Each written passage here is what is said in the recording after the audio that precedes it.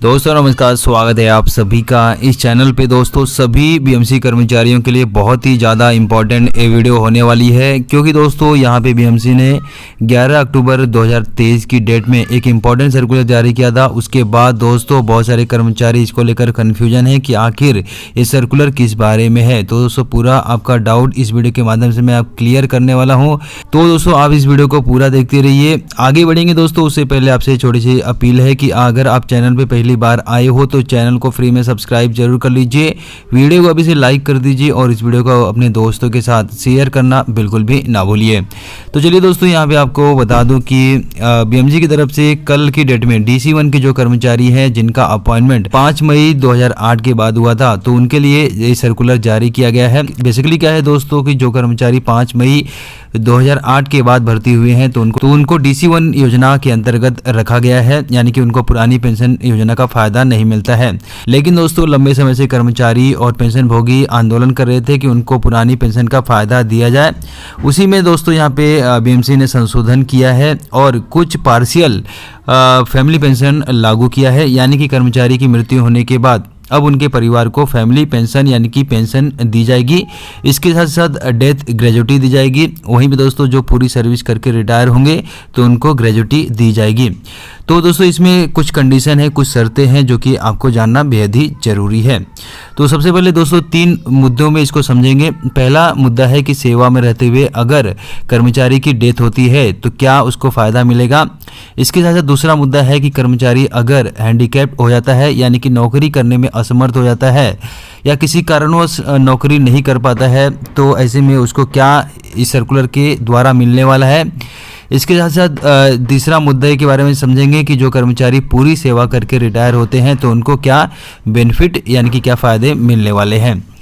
तो एक एक करके चलिए एक एक मुद्दों को इसको समझते हैं। जी हाँ, तो पहला मुद्दा है सेवा में रहते हुए अगर कर्मचारी की डेथ होती है तो क्या उसको फ़ायदा मिलेगा, क्या बेनिफिट मिलेगा, या मिलेगा भी या नहीं मिलेगा, वो बाद में समझेंगे।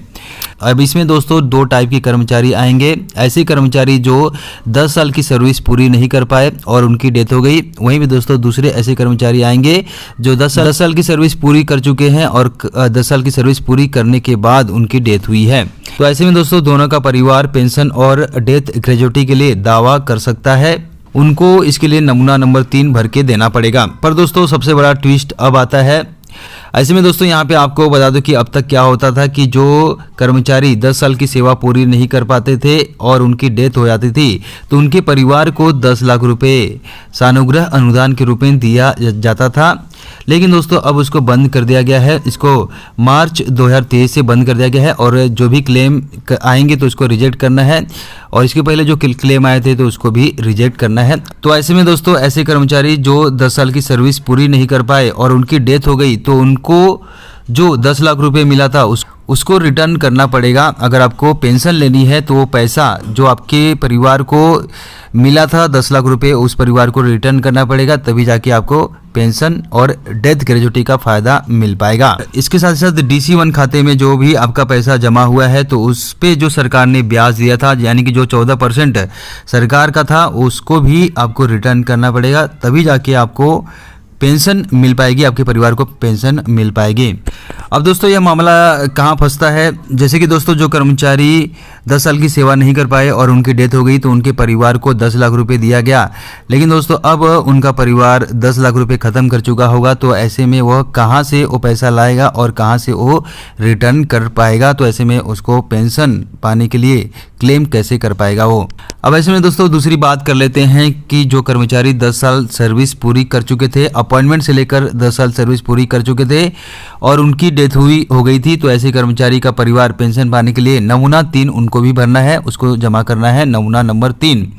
ऐसे कर्मचारी के परिवार को 10 लाख रुपए नहीं मिले थे तो ऐसे में उनको ये रिटर्न करने की जरूरत नहीं पड़ेगी। लेकिन दोस्तों DC1 खाते में जो पैसा जमा हुआ था उसमें से जो सरकार का अंश था, जो सरकार का पार्ट था, यानी कि 14% सरकार ने दिया था और उसके ऊपर ब्याज दिया था, तो आपको रिटर्न करना पड़ेगा, तभी जाके आपकी फैमिली को पेंशन और डेथ ग्रेजुटी का फायदा मिल पाएगा।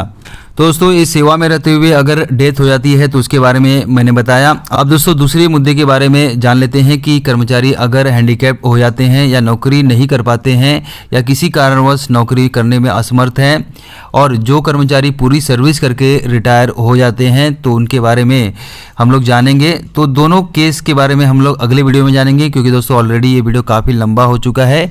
तो दोनों केस के बारे में अगले वीडियो में जानेंगे कि अगर कर्मचारी पूरी सर्विस करके रिटायर होता है तो क्या उसको मिलेगा, या फिर बीच में नौकरी छोड़ देता है किसी कारणवश तो ऐसे में उसकी फैमिली को क्या मिलेगा।